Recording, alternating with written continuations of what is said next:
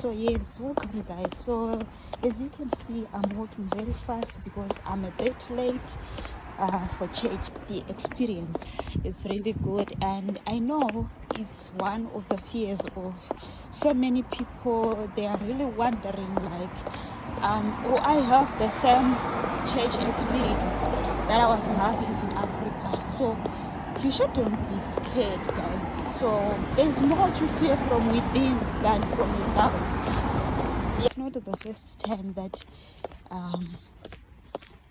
one goes into a foreign land. Even in the Bible, we saw Israelites being taken into captivity, and we hear the wonderful stories about Daniel in the foreign land.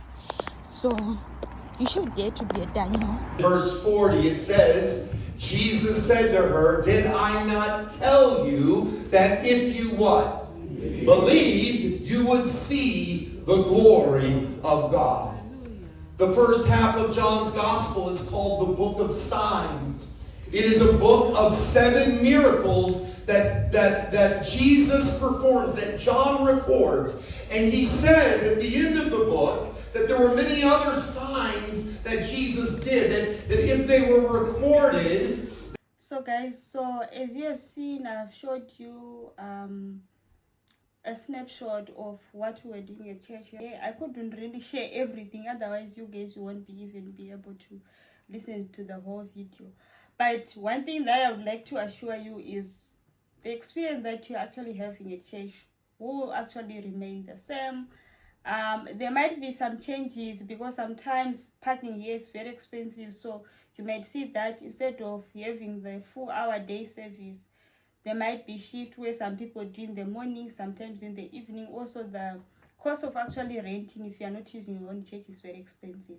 But to me, I've actually seen that at the end of the day, it gives you the opportunity to also then connect. If you are someone who has access to other online opportunities, like other online facilities, and also time to catch up with the family and also have family worship, time to also have some home visits and share with the word of God.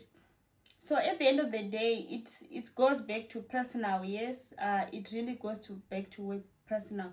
You can still make it more exciting or not. At my church that I'm currently going, sometimes we actually do the afternoon lessons because we are using our own church. Like, we have the flexibility of also doing the afternoon programs at our church. So basically that's it. So in terms of other churches, I think this whole experience was mainly SDA. So in terms of the other churches, I have friends who go to FM and then also who goes to Dutch and to Methodist. So they also have other church communities. Maybe you might see like FM, Slough and all that. So you can actually have the same experience. So my encouragement is, if you are a Christian and you move to another country, please just make sure you look for a church. If you can't find a church, my church, the Seventh-day Adventist, it's worldwide. You can just Google to say Adventist, Seventh-day Adventist near me, and you should be able to find a church. Otherwise, yes, you really need a family community, and you need some people, you need some company. You also need spiritual upliftment. So some people then resort to using online platforms as a substitute for church. I want to tell you guys, there's a promise: where 2 or 3 are gathered, Christ is always in the midst.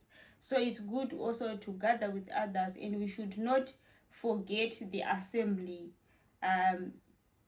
like what Hebrew says. So we should not forget that, and we should always make sure that we physically go to church. In as much as we can come back and utilize the online services, but we should physically go to church. I'll find it interesting. I'll find more friends, more families that take up on me. So it's also another opportunity that you can have. It kind of relieves you from loneliness and all that, and uplifts you. So yes, otherwise you enjoy the church experience in the diaspora. It's you who make it great.